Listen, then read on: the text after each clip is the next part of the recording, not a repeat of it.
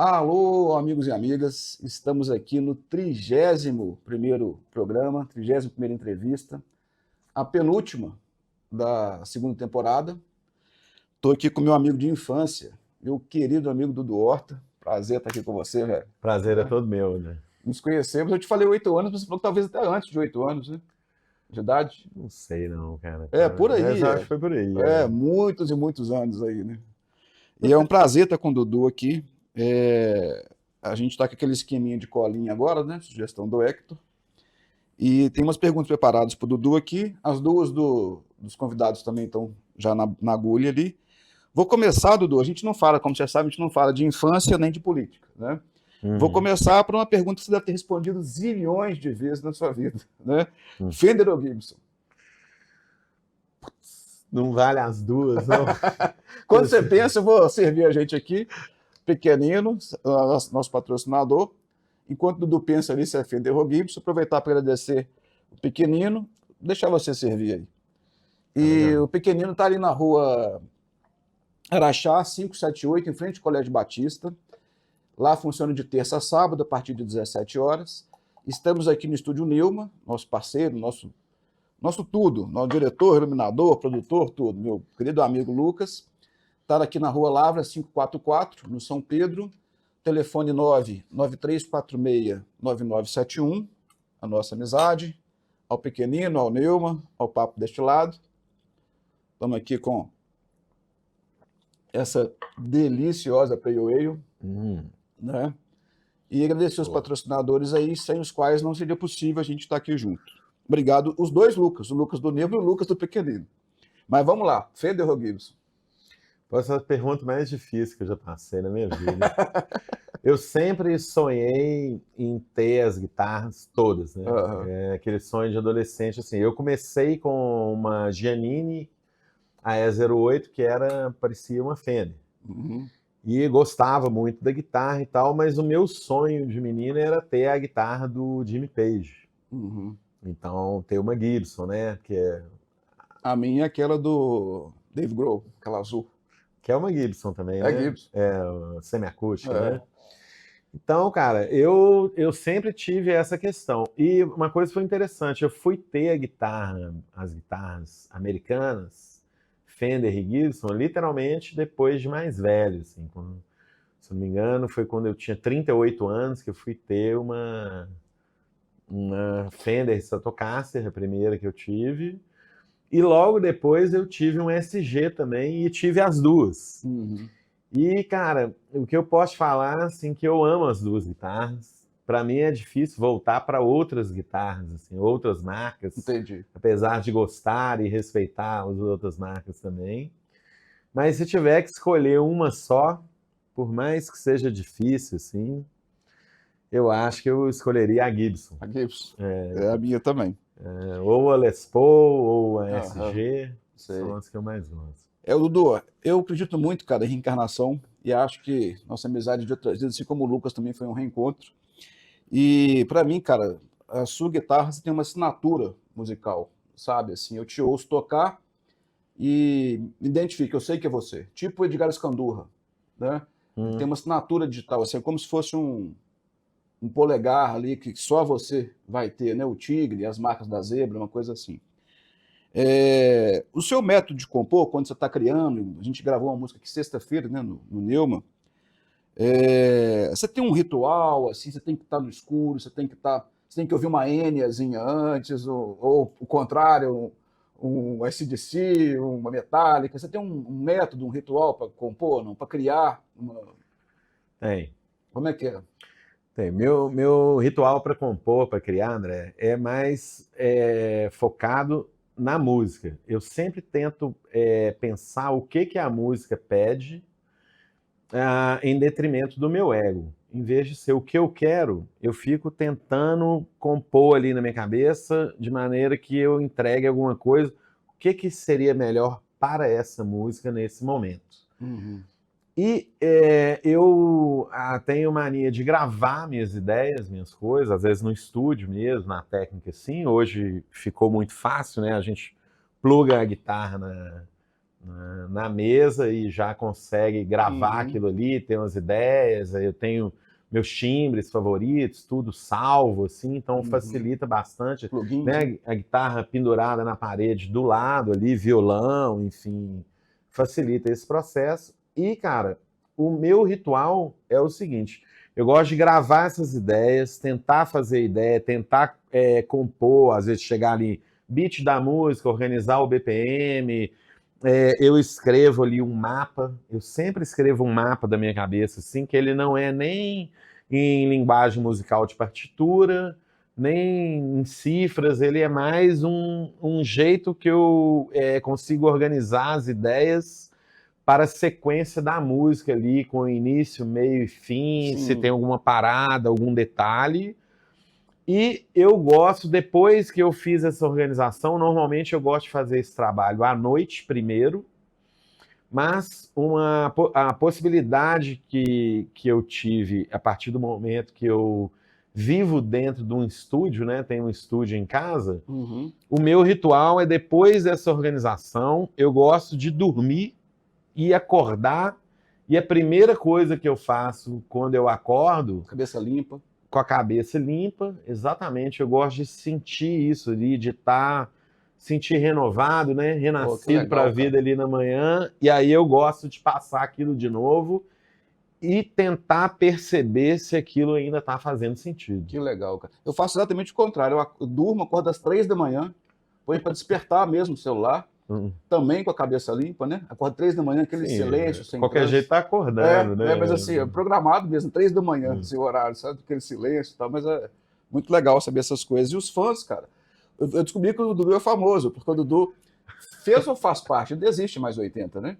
Sim, ainda existe. A gente estava num bar no encontro do pessoal do Bottle Share, que a gente já falou aqui outras vezes, e a namorada de um amigo nosso, que é o Alex, a quem eu mando um abraço, que gravamos aqui a banda via W3 na sexta-feira, reconheceu o Dudu, falou, pô, você é da mais 80, então o Dudu é famoso. Pois é. Vamos lá. Essa pergunta, Dudu, é uma pergunta recorrente. Estou mostrando aqui o Neuma, que é o pequenino também, cartãozinho pequenino. É uma pergunta recorrente. Eu faço em outras entrevistas também. O que você ouve no seu dia a dia, cara? Assim, por exemplo, eu só ouço anos 80. O que você, fora Beatles, o que você ouve no seu dia a dia? Assim? O que você gosta de ouvir? Te peguei, né? Não, é uma pergunta, eu estou pensando como que exatamente que eu vou responder isso aqui sem rir, né? Assim, sentir alegria, assim, porque o que eu gosto mesmo, que eu vim ouvindo para cá agora no carro, e se quiser eu te mostro a playlist no celular, eu gosto de baladas, cara, em geral. Mas eu gosto muito das baladas heavy metal anos 80, gosto muito das baladas, aqueles assim, One Hit Wonders, sabe? Assim, aquela música que só uma música daquela banda fez sucesso, não tem mais nenhuma. Exatamente. E coisas assim, meio. Como é que eu vou dizer assim? Das paradas do sucesso, assim, de todos os tempos. Então, na minha playlist, eu tenho umas duas dos anos 60. Não Beatles, depois eu te explico por quê, apesar que eu tenho uma do George Harrison, da carreira solo e tal, então eu tenho uma dele, e tenho, cara, coisa tipo desde Michael Jackson, Vinícius Cantuária. Bem eclético. Mais ou menos. Ela é focada na balada, cara. A balada que eu quero dizer não é essa gandaia hoje em dia, né, gente? A balada, aquela música romântica. Você tem um CDzinho do Bale Sedgman aqui, não, né? Depois eu quero mostrar a capa, eu quero te aplicar, cara, a banda dele, porque bicho não gosta de nada novo, você sabe, né? Não ouço nada novo. O mais novo que eu consigo ouvir é Foo Fighters, que é de 95, né? Assim, começou em 95. Se eu não me engano... São de 95? Eu não sabia. Se eu não me engano, o camarada suicidou, como é que chamava lá, o vocalista do Kurt Cobain. Eu acho que ele suicidou em 94, se eu não me engano. Salvo engano, foi em 94. E o Foo Fighters começa em 95. Nós fomos no show, né? Você também foi aqui em 2015, né? Foi sim, E é o mais novo assim, que eu consigo ouvir. É praticamente uma das únicas bandas novas que eu consigo ouvir. Eu gosto de uma música. I had another confession. Sei, eu adoro, cara, adoro. Não sei, e aí eu lembro queria o te nome dela. aplicar a banda dele, que eu realmente, assim, é música de cabeceira, chama Beio Sétimo. Ele faz um baixo fenomenal, vou te aplicar. Depois nós vamos mostrar a capinha aqui depois. Legal. E bem eclético, então, a sua seleção, né? É mais música romântica, balada. Sei. Bom, vamos lá. Agora eu vou para outro cartãozinho aqui. O primeiro foi do Pequenino. Gostou da cerveja? Excelente. Né? Gostei Essa é mesmo. uma Pale Ale. Essa é Pale Ale? É, a Pale Ale. Uma Red, né? Aqui Boa. estamos no segundo cartãozinho aqui. Hum. Não é, na verdade é esse aqui. Cara, o Cazuza falava, né? Quem tem um sonho não dança, né? E você tem um sonho, assim, claro que na altura da nossa vida a gente já realizou alguns sonhos, né? E ainda temos, eu tenho alguns a realizar. Você tem alguns sonhos que você ainda pretende realizar? Tem. Fala Tem, alguns sim, deles, sim. um ou dois, alguma coisa que você quer fazer ainda, assim. Cara, eu queria tocar pelo menos uma música com o Carlos Santana, que é um guitarrista que eu amo de paixão, assim. Eu identifico muito com a questão dele do lado espiritual, aquela Sim. coisa assim. Apesar de não escutar tanto Sim. as músicas dele, eu gosto do estilo dele de tocar. Pô, eu adoro Santana. E gostaria de tocar com ele. E em termos de produção musical, assim, eu realmente tenho vontade de emplacar no sentido não de sucesso total, mas produzir uma música aqui em Belo Horizonte com artistas mineiros. Claro, pode ter alguém de fora vindo, alguma, né? É sempre bom compor o time com jogadores estrangeiros, né? Claro. Mas emplacar alguma coisa. Eu já consegui tocar algumas músicas que eu produzi na rádio, tá? Mas eu queria alguma coisa que realmente tivesse reconhecimento público. Chegar no grande público. Isso, exatamente, assim, e que fosse uma coisa de Belo Horizonte, porque eu percebo que as bandas, às vezes de Belo Horizonte, elas têm que se basear em Rio e em São Paulo para trabalho, para conseguir expandir, enfim. E eu queria realmente, eu sonho em fazer a coisa daqui. Sim. E a gente produzir autoridade daqui de Minas Gerais, em música, de Belo Horizonte, e levar isso para o grande público. Sei. É um sonho. Cara, eu tenho alguns prazeres, né? A gente chega nessa etapa da vida, a gente tem alguns prazeres, né? Eu tenho um orgulho muito grande de ser seu amigo do Lucas, porque, por exemplo, uma das perguntas dos convidados é do Dagama, né? E quando eu pedi o Dagama para fazer, na hora, cara, na hora ele lembrou de você, lembrou da gravação lá, falou, pô, o cara, puta músico, puta artista, puta produtor. Então, cara, essas coisas... Gratidão, que eu fico. Essas coisas mexem com a gente, né, cara? Porque a gente vê que, do nosso modo, aqui em BH, a gente deixa um legado, né? A gente deixa alguma coisa para quem está de fora. Por exemplo, essa banda que eu falei que gravamos aqui, Cisto, com a ilustre participação do Dudu, que ajudou em todos os setores, inclusive no teclado e tal, que não é uma especialidade minha, a quem eu sou muito grato pela sua ajuda, e a do Lucas também, que co-produziu também. Ademais, além de ser um engenheiro de som de alta qualidade, é muito bom, cara, a gente se cercar de pessoas que a gente tem orgulho, né, de ser amigo. Essa banda Via W3 que gravamos aqui, do Alex, do Vinícius, do David, do Wellington Zimbra, vai ter participação do Dagama, nos vocais, e a segunda que vamos gravar do Arnaldo, e espero que você esteja lá com a gente no Rio, né? Isso é um modo, cara, da gente sair um pouco, né, de BH, ir para o Rio, gravar lá no estúdio do Arnaldo Brandão, da gente abrir um pouco a asa, né, cara? Tipo assim, a galinha, quando tá chovendo, ela abre as asas, né, para os pintinhos entrarem ali de baixo. Eu acho que é um modo da gente abrir um pouco as asas, né? Importar tecnologia. Né? E tá com gente que a gente gosta também, né? Porque na hora que o Dagama falou, cara, me deu aquela satisfação, sabe, assim, pô, quem sai aos seus não degenera, né? Tipo assim, né? O cara tá elogiando alguém que eu gosto, então elogio esbarra em mim, sabe como? Fico bem feliz de saber isso, assim. Para mim é muito legal. Beleza. Então, além desse sonho do Santana, tem mais algum, assim? Que eu lembrei agora. Beleza. Vamos lá. Cara, você fala muito do seu pai, né? Eu falo de outras perdas que eu tive também com você. a gente está na minha idade, essa pergunta eu fiz para o Will Conrad na entrevista passada, que eu mando um abraço. A gente está na minha idade, eu aprendi isso com o Chico Anísio, sabe? Falecido, saudoso Chico Anísio, num bate-papo que eu estava, e ele era o mainstream, né? Era o convidado, né? O guest, né? O convidado. Sim. Que ele fala o seguinte: a gente está numa idade em que a vida começa a tomar da gente, né? A gente vai chegando até os 20, 30, a vida vai dando, né? Então a gente forma, faz faculdade, aí namora, aí casa, tal, às vezes separa, e a vida vai dando coisas pra gente. Aí você vai para os Estados Unidos, tem uma experiência, uma outra cultura, traz uma guitarra foda de lá, e aí a vida vai dando coisas e pessoas na nossa vida, né? A gente chega numa idade que a vida começa a falar, agora eu vou começar a te tomar, né? E seu pai foi uma perda, eu tive minhas perdas também. Como é que você lida, cara, com as perdas? Olha, eu lido com as perdas de maneira geral, concentrando ou trazendo ou relembrando as coisas boas que eu tive, memoráveis, durante a vida. Meu pai, André, foi um cara extremamente alto astral. Quando realmente chegou na época que ele estava doente e tudo, é que a gente começa a conversar mais essas coisas que você está falando, né? A vida começa a te tomar umas histórias, umas coisas, é que eu fui perceber o tanto que eu tinha que demonstrar gratidão pelo pai que eu tive.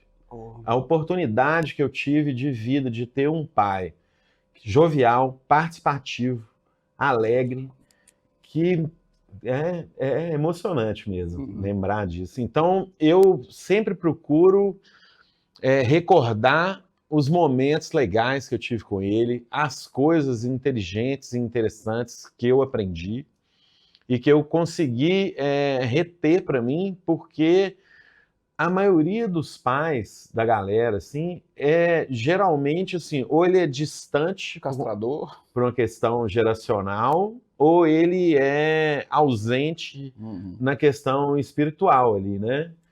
E meu pai foi extremamente presente em todas as questões, principalmente que eu guardo muito, assim, ligadas com esporte, práticas de esporte desde criança, com a questão da música desde criança também, com apoio total. Meu pai era fã número 1 da banda, até da Mais 80 agora, a última, assim, ia nos shows, fazia questão, sabe?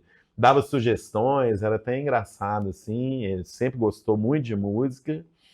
E eu sempre lembro da alegria que ele me passou em vida, da questão dele ser uma pessoa extremamente positiva e alegre, assim, inclusive nos momentos mais difíceis. E eu tenho essa lição como primordial, assim, porque eu percebo... E é uma questão de emoção minha também, assim, sabe? De ter que demonstrar essa gratidão e de ter tido essa oportunidade. Porque quando eu fui ver, a maioria das pessoas, assim, quantos amigos meus brigados com o pai, às vezes não conversam, não encontram há anos, ou não teve oportunidade de participar de atividades ali que unisse não estou nem falando unir a família, né? Mas, por exemplo, meu pai, eu competia de mountain bike quando eu era mais novo, meu pai me levava nas competições, ele era meu apoio, ele participava daquilo. E desde antes, quando eu corria de bicicross antes, né? Eu sempre adorei bicicleta e aí foi ele que me deu apoio, me levava, né? A gente tinha pista aqui no Mineirinho, no Eldorado, no Parque das Mangabeiras. Ele acordava cedo, me levava para correr, me acordava, sabe, tal, colocava bicicleta no carro, uma coisa assim, domingo de manhã cedinho, né, cara? Não é uma coisa... Se tivesse comercial, eu ia chamar o comercial, mas não tem. Mas é emocionante mesmo. Eu tive a oportunidade nesse sentido, que eu fui ver depois que nem todo mundo teve. E aí, isso foi um ponto de apoio para mim como pessoa, mas ao mesmo tempo um chamado assim para falar, olha o que que a gente tem às vezes, Claro, né? E muita gente não dá valor, né, cara? É. Faltou eu dizer aqui, gente, uma falha minha, vou corrigir em tempo. Eu falei da banda VW3, mas falei do Dudu, mas esqueci de falar aqui do Thiago Galdino, que fez uma gaita fenomenal, e do grande baterista Luiz Paulo Gaigin, que fez uma bateria também de responsa, assim, ipsis literis, cada gesto ali, cada batida dentro do ska, num BPM mais alto, as 3 dígitos, como eu gosto, acima de 3 dígitos. E é o seguinte, fiquei muito feliz, já mando um abraço para o Thiago, que fez as pazes com o pai dele recentemente.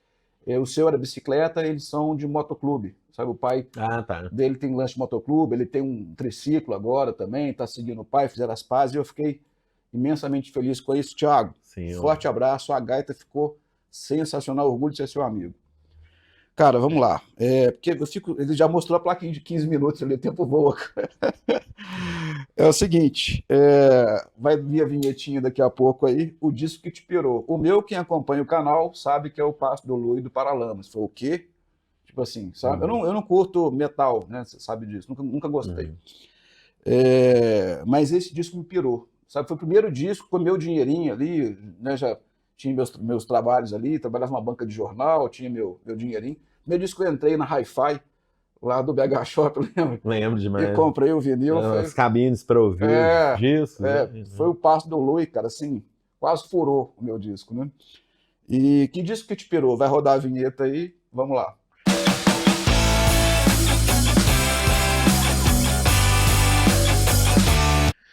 O disco que me pirou, porque eu tive um tio também, irmão do meu pai, o Ângelo, que é super legal, né? Que eu sou padrinho do Bruno, filho dele, e sempre amei ele muito mesmo, assim. E quando a gente estava...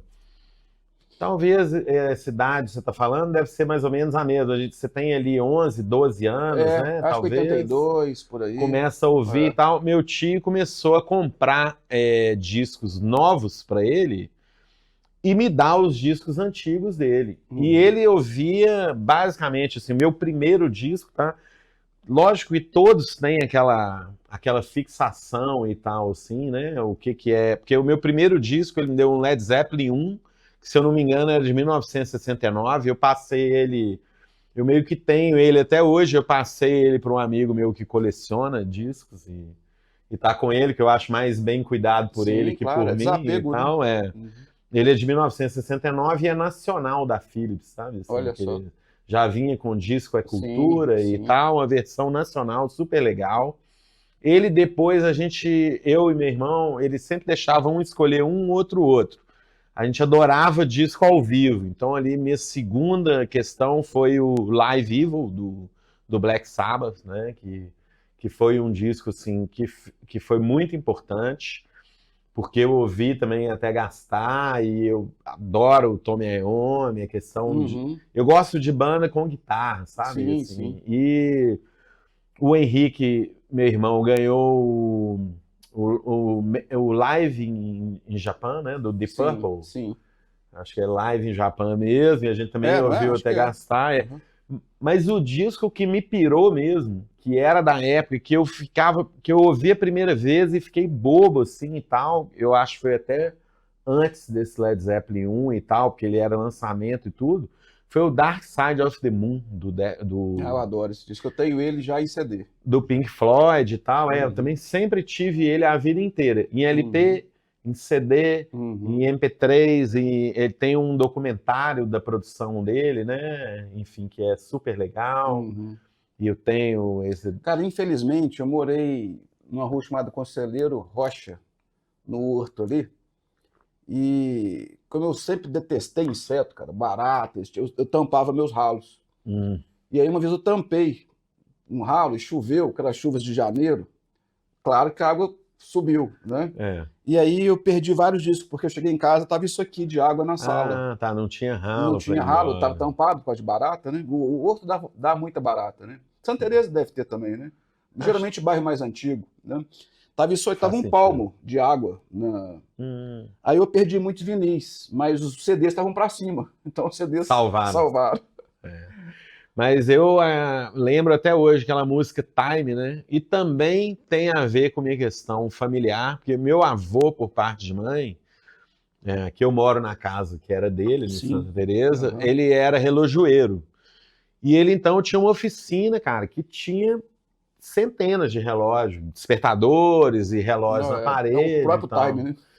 E eu adorava, desde criança, pedir para ele para a gente dar corda e preparar um tanto de relógio para despertar daí a 5 minutos e achava aquilo Maravilhado. maravilhoso. Então, a primeira vez que eu ouvi Time num som de qualidade, com caixas de som grande, tudo com volume, aquilo me pirou, cara, porque eu falei, cara, a qualidade desse disco e aquela questão de ter aquela mulher que fazia aquele vocal, né, uns vocais que eram gritos mesmo, assim, super Uhum. legais.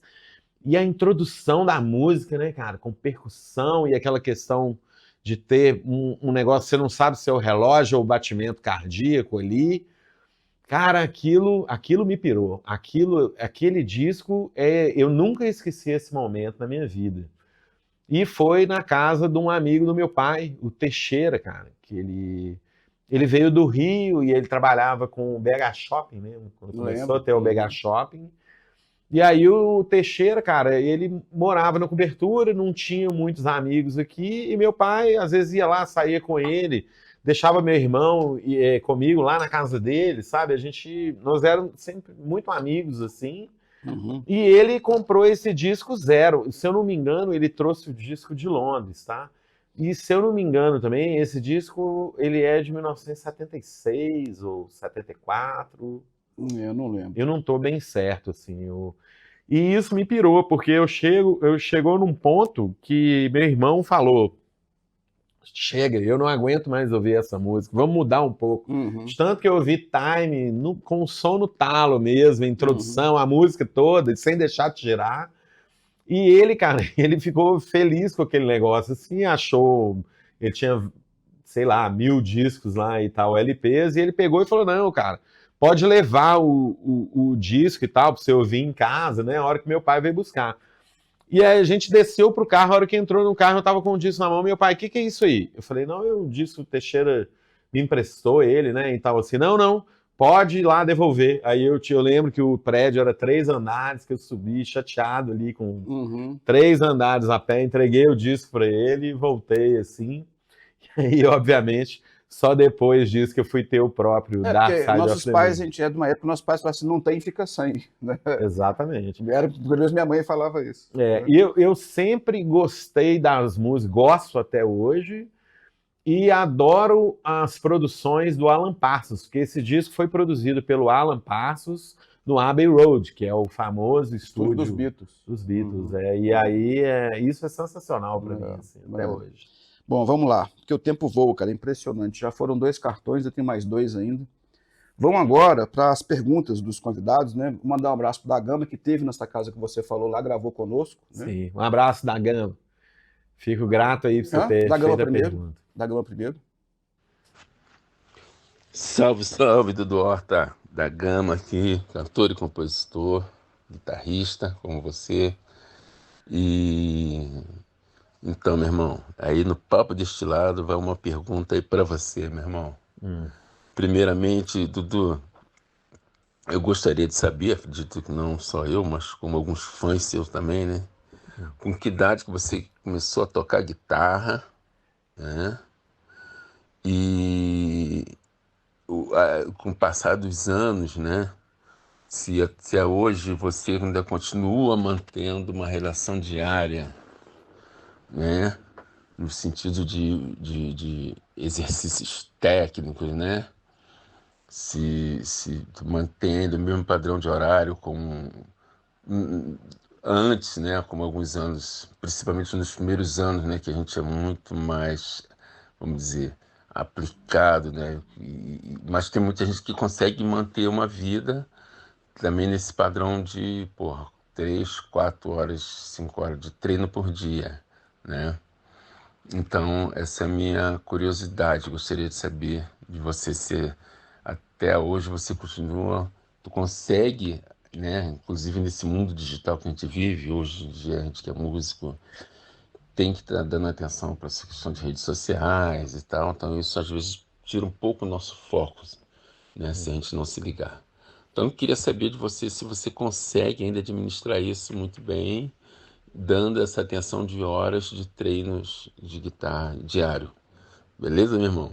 Fala comigo aqui. Abração, cara. E sucesso sempre aí, cara. Valeu, Dudu. Grande da Gama, cara. Eu sou muito fã da Gama, cara. Ô, da Gama, um abração, cara. Muito obrigado pela pergunta. Adorei a pergunta. Me fez relembrar da minha vida inteira, assim. Eu comecei a tocar guitarra com 13 anos de idade. Eu já tocava violão desde os 9, mas violão popular e clássico, e comecei com a guitarra. Eu tive a primeira guitarra com 13 anos. Foi meu pai que me deu, uma Giannini Stratosonic. E eu realmente comecei a ter aulas ali, tocar nessa época. Quando chegou em 1987, meus pais viajaram para a Europa e compraram para mim na Inglaterra uma guitarra Charvel, Model 3, e foi a oportunidade de eu despontar nesse mundo da música, porque eu passei a ter um instrumento bom e que realmente era cotado, né? E me arrumava lugar em banda, e me deu uma oportunidade na vida nesse sentido. Eu adorava minha Charvel e tal, assim, e eu cheguei a exagerar mesmo. Eu tocava, às vezes, 9, 10, até 12 horas por dia. Eu lembro uma vez minha mãe saiu para trabalhar de manhã, a hora que ela chegou à noite, ela falou: "Pô, você tá tocando guitarra até agora?" E eu: "Não, não, mãe, eu parei, né?" E tal. Ela: "Parou nada, você tá tocando até agora." Então, eu tinha essa questão de tocar muito. Bom, a vida vai passando, a gente muda os hábitos um pouco, mas eu sou uma pessoa que eu tenho o hábito de tocar guitarra. A guitarra me diverte. Até quando eu toco, no mínimo, quando estou vendo televisão, por exemplo. Do lado da minha televisão, do sofá, tem uma guitarra pendurada, que eu adoro ela, que é uma Tajima Telecaster. Tadinho, mano. Tajima. E eu toco ela ali, pelo menos... Leandro, o meu baixo e o baixo do Lucas, né, Leandro? Eu toco ela pelo menos ali uma meia hora, 40 minutos por dia, no mínimo. Porque como eu trabalho com oficina de luthieria, eu testo todos os instrumentos. Então eu toco um pouquinho, ou toco as guitarras, violões e contrabaixo ali em todas as casas para ver se não tem nada trastejando, fazendo o teste do instrumento ali. E eu também dou aulas, né? Eu sou professor de guitarra lá na Cavalieri, Escola de Música, do meu querido Inácio Cavalieri, e eu então faço... eu tenho alunos de guitarra e dou algumas aulas por semana, que também, querendo ou não, é um pouquinho a mais ali, além da aula, de pensar na parte técnica e pensar na parte teórica também da guitarra. E fora as gravações, né, André? Sim. Então, eu tenho o hábito, sim, de tocar guitarra todo dia. Não toco mais É um puta guitarrista. 4 horas, nem nada assim, mas pelo menos uns 40 minutos, 1 hora por dia eu toco todo dia. E não é que eu me obrigue a fazer isso, não. Eu faço isso por prazer, porque eu gosto mesmo. Que legal, cara. Agora, o Luiz Paulo, baterista, Luiz Paulo Ramos, que fez uma baita de uma bateria conosco aqui na sexta-feira, já havia feito com o da Gama, né? A gravação de Onde Você Mora, né? Da Fran, uma cantora chilena. Sim, lá no estúdio. No seu quando eu estúdio e conheci tal. ele, sim. Um grande abraço da Gama, sou padrinho de casamento do da Gama. Grande abraço, Luiz Paulo. Vamos lá para a pergunta do Luiz Paulo. Manda. Salve, salve! Papo desse lado, podcast. Aqui quem está falando é o Luiz Paulo, músico, arte educador, produtor musical e cultural. E eu já tive o privilégio de ser entrevistado aí no podcast Papo desse lado. Que legal, hoje temos aí o Dudu Horta, um grande guitarrista, um grande músico e uma grande pessoa. Eu já tive o privilégio de trabalhar com o Dudu também, em algumas ocasiões. A minha pergunta é a seguinte, Dudu, durante a sua trajetória musical como professor, como músico, né? Você também tem o lado da luthieria. Qual o maior desafio para um músico que está aqui no estado de Minas, queria que você citasse um desses desafios e como você lidou para superar esse desafio. Um grande abraço a todos. Ótima pergunta também, né, cara? Sim. Pô, Luiz, é um prazer, cara, ouvir a sua pergunta aqui. Eu te agradeço demais. Sensacional. Olha, Luiz, eu acho que o desafio maior do músico, nem sei se só aqui a gente é um pouco mais, não diria isolados, né? Mas assim, não temos uma representação tão grande, né? Em termos nacionais ou internacionais, quanto gostaríamos. Apesar de termos grandes nomes da música, né? Vindo daqui, Minas é sim exportadora de talentos. Mas o grande desafio para o músico, literalmente, é viver de música, Luiz. Porque não é fácil viver de música, né? A música, para a maioria das pessoas que são clientes, né? O Lucas está concordando comigo aqui, eu acho que Também todo concordo. mundo concorda, né? E tal. As pessoas amam música, elas querem aprender, querem gravar, querem curtir, querem saber, né? As pessoas levam os instrumentos lá para eu arrumar, eu sou muito feliz com isso. Eu sempre gostei dos meus instrumentos funcionando e perfeitos para tocar. Então, o desafio maior para mim é você unir todas essas questões, todos esses talentos, né? Você ter seus instrumentos funcionando, você tá preparado e pronto para a hora que surgir uma oportunidade, você fazer o que pinta. Pintou uma gravação, a gente faz. Pintou um sub, né? Substituir alguém numa banda que faltou por um motivo, às vezes o cara teve um problema de saúde, enfim, tá preparado para isso. Tá preparado para dar uma aula, passar conhecimento. Segundo o André, aqui nós chegamos nessa idade agora, então a gente começa a pegar tudo que a gente acumulou ali com os anos de música, de shows, né, ao vivo ou em estúdio, e tentar ajudar a formar a nova geração de músicos. Um legado. Né? E aí deixar exatamente, e conseguir unir todas as questões, seria o 360 graus aí da música aí, de maneira a conseguir se manter no trabalho e contribuir com as outras pessoas, para que venham mais músicos, para que se formem mais músicos, para que mais pessoas se envolvam com música e consigam também aí divulgar seus talentos, seus gostos musicais e fazer a coisa acontecer. Eu acho que ser músico é o maior desafio, Luiz. Obrigado aí pela sua pergunta. Ótima pergunta, um grande abraço, Luiz Paulo. Bateria foda de resposta que você fez sexta-feira aqui conosco. E o Lucas já me mostrou pro meu desespero. O Lucas já mostrou a plaquinha de 30 minutos ali. Vou ter que cortar umas perguntas, porque senão a gente extrapola muito. Mas eu vou para uma pergunta também, cara, que também é recorrente. Para mim, para outros entrevistados que já tivemos aqui, falo sempre isso, inclusive o Guilherme Snar do Zero, a quem eu mando um abraço, sempre mando um abraço. Para mim, a gente vive o pior momento da música brasileira, sabe? Eu queria saber se você concorda com isso, e se concordar, a que você atribui esse momento lixo que a gente vive. Se não concordar, a gente segue em frente. Olha, eu percebo a questão musical assim, envolvendo para outros ritmos, para a questão do MC, né, do funk, Rap. coisas acontecendo assim que para nós que somos músicos ali mais puristas, vamos dizer assim, mais voltados para o estudo do instrumento, Perfeccionista. né, e perfeccionista também, ela é meio que a música eletrônica, ela é uma intrusa, né, no mundo da música, assim. Então, ela existe, não tem mais como não reconhecer como gênero musical, com essa existência, como reconhecimento popular, né, André? Apesar de ser um lixo. E a gente tem também um mercado formado por ela. Então, mercado de público, mercado de gente que trabalha com isso, mercado de shows dessa área, de produtores dessa área.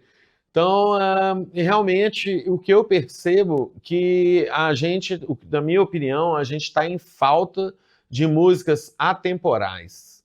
Seriam músicas que a gente faz e elas valem ali por 3, 4, 5, 6 gerações. E tem gente curtindo. Nós vivemos isso. E reconhecendo, exatamente. Eu acho que nós vivemos isso mais. Eu acho que foi uma oportunidade de geração. E nunca mais vai ter. Exatamente. Bom, vamos lá. Agora vai vir outra vinheta aí.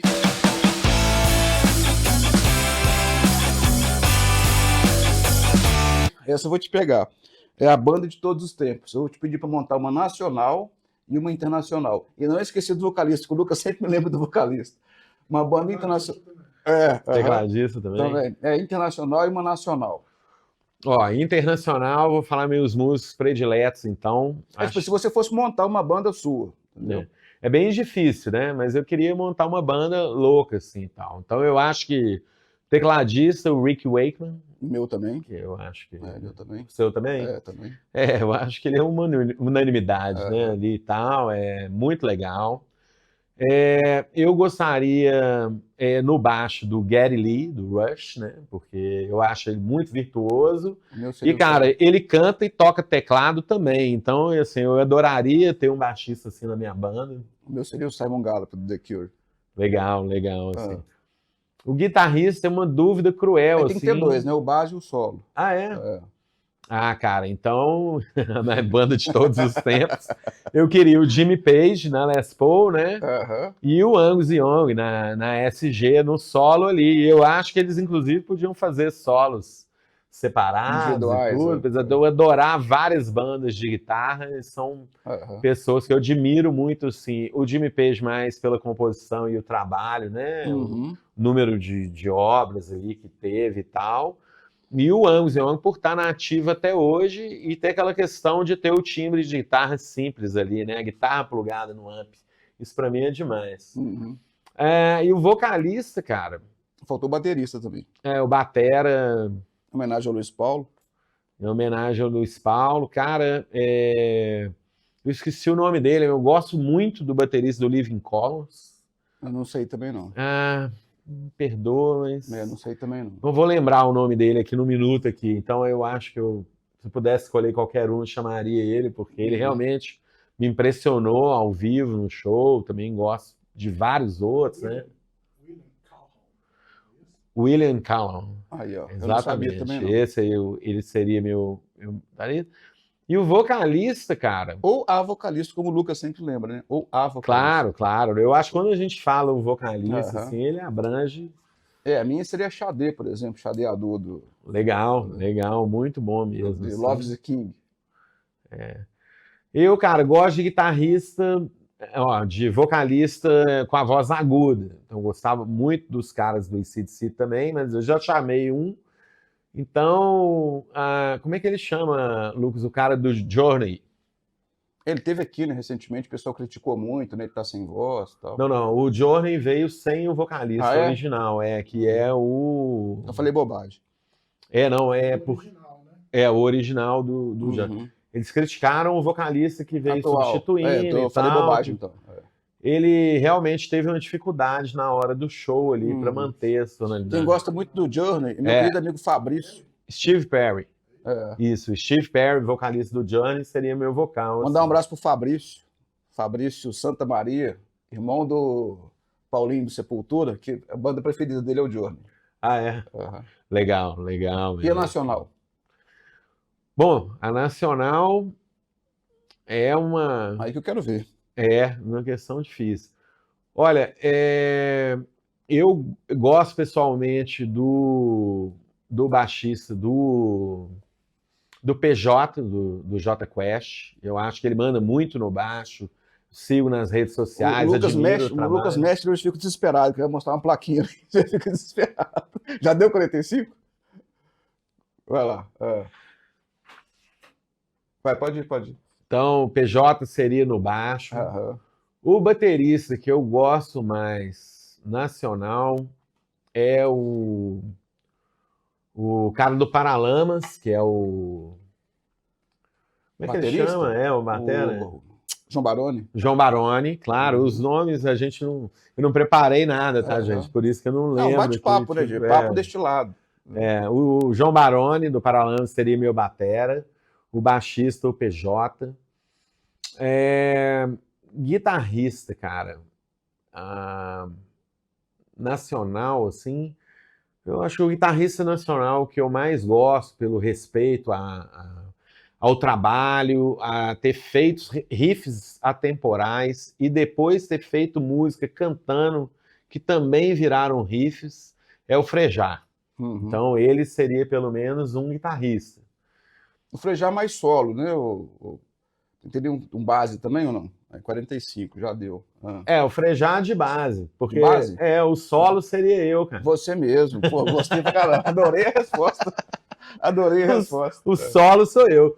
E o vocalista, cara, olha, eu gosto particularmente que eu vi no show, assim, achei demais. Eu acho que ela tem presença de palco, canta super bem. E eu, assim, eu senti realmente vontade de tocar com ela, vendo ela no show. É a Pitty, cara. A Pitty, a minha seria a Cássia Eller, que já faleceu. Sim, também. Cara, tanta gente talentosa, né? Que é difícil escolher. Nós vamos ter que fazer uma plaquinha de 40 minutos para eu assustar menos. Já deu. O cara voa, impressionante. Estou aqui com 1, 2, 3, 4, 5, 6, 7, 8, 9, 10, 11, 12, 13 perguntas sem fazer. Ainda mais 15 minutos aqui, vamos lá. Porque eu gosto de falar Dudu, ainda tem outra que nem abrimos a segunda ainda. Eu vou tentar responder mais rápido, ser mais objetivo, para delongar porque aqui é uma mesmo. amizade de infância também, né? 1, 2, 3, 4, 5, 6, 15 perguntas, basicamente. Mas eu vou inaugurar, até falei com o Lucas, já mandei as minhas capas para ele, minhas 3 capas preferidas. Vou inaugurar com você, meu amigo de infância, uma pergunta nova que eu nunca fiz em 30 entrevistas anteriores. Essa vai ser inaugurada com você aqui. Que legal. E vou aproveitar, gente. Você vai buscar lá, não, né? O Lucas vai mostrar depois na edição aqui, como a gente está falando de capa, a capa do Bale Sedman, tá? Na edição vocês vão ver. Eu estou falando agora aqui, mas vai ter, ele vai mostrar lá para vocês. É a banda que eu indico vocês procurarem. Banda de cabeceira. Eu mesmo arrumo minha casa ouvindo essa banda no repeat. O Lucas faz um baixo foda, assim. Faço aquele cumprimento assim pro Lucas quando a gente é muito fã de alguém, né? Legal. A banda toda é muito legal.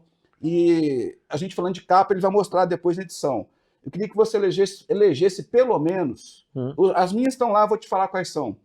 Carne Humana do Zero, que são 2 tigres assim, da banda Zero. Um abraço pro meu querido amigo Guilherme Snar. Acho aquela capa foda, sabe? Tubarões Voadores, do Henrique Barnabé, que é uma capa também que eu piro. É um tubarão literalmente voando numa cidade. Eu sou fã do Henrique Barnabé. Punk, igual a mim também. E é do Phineas Africa, o disco do Phineas Africa, né? Assim, que aqueles caras ali tem uns roxos, assim, cara. Eu adoro a cor roxa, né? Tem uns roxos, assim, uns azuis, meio Prince, assim, meio aquele purple do Prince e tal. Então são minhas 3 capas prediletas. Queria que você elegesse pelo menos 3 capas, assim, que você acha inesquecíveis, assim, de discos. De qualquer? Qualquer, nacional, internacional, qualquer coisa. Tá legal. Você tem que tomar essa pra gente abrir a outra. Eu gosto da capa dos Secos e Molhados. Aquela das cabeças cortadas? Sim, aquela capa é tradicional ali. Pra mim, ela é um sucesso até internacional. Adoro ela. Obviamente que é, para mim, totalmente atemporal, Dark Side of the Moon, que é a capa, aquele desenho do prisma ali, é marcante. E outra coisa, reconhecido no mundo inteiro, né? E é interessante porque seria minha 4ª capa. É um ícone e, ao mesmo tempo, é um ícone que o mundo inteiro reconhece e é uma capa de um álbum. Então isso é muito legal. É verdade. E, cara, lembrando uma aqui que eu das coisas de infância, né, André? Assim, minha época de metaleiro, quando eu era menino, eu sempre quis tocar numa banda cover de Iron Maiden, sabe? Eu era apaixonado com Iron Maiden. É a sua banda preferida ou não? Não, assim, eu gosto muito deles, mas assim, eu não tenho muito essa questão de banda preferida. Eu prefiro gravações. Às vezes, determinada música, eu gosto de música que são hits e tal, eu gosto de perceber isso até deles mesmo, assim. Entendi. E eu gosto particularmente da capa do Power Slave, do Iron Maiden, porque quando eu era criança, nessa época, até 11, 12 anos, eu era louco com cultura egípcia. Uhum. E, cara, tinha um primo da minha mãe, o Toninho, que ele tinha uns livros interessantes, ele me deixava ler isso e ver, e eu achava aquilo sensacional. Então, quando lançou aquela capa, ela é toda meio... Óbvio que é uma ficção ali, mas ela é uma capa com temas egípcios, né? Eu adoro também. Tem hieroglifos e tal, várias coisas. E aquilo, cara, me divertia quando era menino. Eu tentava desenhar a capa e olhar para ela e tal, assim. E eu tenho ela até hoje. Assim, não tenho mais o disco, mas tenho a capa até hoje. Legal. Tal, assim. Então é uma coisa que eu adoro ali, não pode ficar de Para fora. não extrapolar muito o tempo do Lucas, que depois se vara a madrugada na edição, eu vou fazer 2 perguntas desse, 2 desses, são 15, não vai dar para fazer todas. Mas essa aqui... Um detalhe, adorei a cerveja aqui do Pequenino. Pois é, Bril.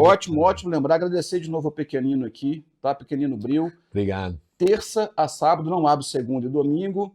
Rua Araxá, 544, em frente ao Colégio Batista. Agradecer demais ao Lucas, aqui nosso parceiro, nosso amigo, do Estúdio Nilma. Rua Lavra, 544, no São Pedro. Tô falando do Instagram dele aqui, @Estúdio Nilma. Fala também como é que as pessoas te acham, aproveitar essa deixa. No Instagram é @Dudu Horta Oficial, tudo junto. Horta com H, Horta com H, exatamente. Tem nas outras redes também, né? Assim, agora Threads, né? E tal, mas... E o Instagram da Luthieria também, que é Luthieria com TH, ponto Santa Teresa. LUTH. LUTHIERA, né? Luthieria.Santa Teresa, o @. Ótimo. Então eu tenho oficina lá no Santa Super Teresa. indico, viu, gente? E eu adoro regular instrumentos, a gente faz modificações, enfim, repara os instrumentos de cordas, pode contar comigo. Super indico. Bom, minhas 4 últimas perguntas, para não extrapolar muito o tempo que o Lucas generosamente já nos deu, também uma pergunta nova, tá? Então hoje inaugurei 2 com você, que das capas e essa aqui. Comente a frase, essa que eu escolhi da Rita Lee, né? Lá embaixo, o mundo cruel é tão chatinho. Comente essa frase aí. Lá embaixo, o mundo cruel é tão chatinho. A Rita, né, cara? A Rita Lee, ela é um ícone, né, assim. Ela talvez foi um dos primeiros artistas, assim, que eu tive, de rock, que eu tive contato. E ela sempre foi a rainha do rock pra gente, né? Então eu acho que quando ela tá falando lá embaixo, o mundo é meio chatinho, eu acho que ela tá vindo da Vossa Alteza ali, né? Ela tá lá no alto e comentando como que é o mundo fora ali daquela questão dela ali, porque realmente ela era a rainha do rock, né? Eu acho que ela tá voando, acho que é avião, mas ótima a sua leitura também. E aí ela realmente o mundo fora da... Porque o artista, ele é muito exposto, né? E sempre você se expõe, você tá dando direito a outras pessoas de interpretações múltiplas e variadas, né? Que nem sempre são a realidade que você vive ali, porque o artista, a gente rala muito, a gente tem muita coisa para correr atrás, muita coisa para cuidar, né? Tem que lidar com a criatividade ainda, né? Enfim, o artista é um trabalhador braçal normal, né? Então, eu acho que em cima dessa imagem ali que o público cria do artista, que a hora que ela chega ali da altura do público, ela é um pouco chatinho mesmo para ela ali, uma coisa, né, que tem gente que, por exemplo, eu não gosto muito de muita puxação de saco, sabe, assim, às vezes a pessoa ficar enchendo sua bola ali, eu não vejo como... É diferente de admiração, né? Diferente. Né? Exatamente. Então, eu entendo uma crítica com relação a essa questão ali. Bom, vamos lá. E que ela continue no alto lá, voando, rainha do rock. Bom, escolhi 4 de 15, para não extrapolar os 15 minutos que o Lucas já gentilmente nos deu. Queria que você falasse um pouco da Mais 80, dos projetos futuros aí, tá voltando, né? Ficou um tempo em out, né? Tá voltando agora, não é isso? Isso. Eu... Tá falando bobagem, não, né? Não, tá. Realmente estamos voltando. A Mais 80 separou em 2 bandas, né? Que é a M8 e a mais 80. A M8 tem uma pegada mais rock ali anos 2000 e tudo, que ECA. não é minha praia, então eu não quis participar disso. ECA aos 2 anos 2000, não é M8. ECA aos 2 anos 2000. E eu sempre tive essa questão de produzir a questão de versões dos anos 80, porque eu achava que o rock anos 80 nosso aqui no Brasil, ele era muito popzinho, muito bateria eletrônica, muito guitarra com muito coros ali. Eu sei que você gosta muito do The Cure e tal, mas eu sempre fui um cara mais AC/DC, sabe? Sim. Então eu sempre quis ver essas músicas com a cara do que eu gosto. Sim, claro. Então eu participei ativamente ali da produção da banda no começo, fazendo essas versões, fazendo essa concepção, né, e tal, e deu muito certo. Até hoje dá. Então nós separamos em 2 trabalhos. Então a coisa mais antiga, mais tradicional, mais anos 80, a gente faz ali com essa cara rock and roll. E o outro é outra questão. E tem essa banda também. Eu acabei de formar agora, eu formei em música, né, licenciatura, mas focado em tecnologia musical. Para quem não sabe, eu sou engenheiro de áudio, eu estudei engenharia de áudio nos Estados Unidos, eu gosto muito de produção. Então eu estou muito focado nisso, nessa questão, eu sou muito curioso com a questão das redes sociais, né? Eu tenho um laboratório eminente assim, de aula, né? E tudo, então eu ainda estou vendo para que lado que vai caminhar isso na parte, misturando com a luthieria, que eu sempre gostei muito de cuidar dos instrumentos e fazer essa questão. Então eu tenho essa vertente aí de estar nessa jornada nova aí, né? Eu, depois de velho, resolvi estudar, se é que tem idade para estudar, né? Assim, e aprender, né? E tô iniciando aí essa nova... Você responde o direct? Quem precisar da luthieria te procurar pelo direct, você responde? Claro, respondo. Eu mesmo respondo, eu mesmo acompanho. Então tem essa questão que eu estou tentando ainda ligar essas coisas e participar desse mundo novo aí de podcast. Já deu os 15 minutos? Ver se eu faço outras ou não? Não? Então, beleza. Eu ia falar, fiz 2, né, das 4.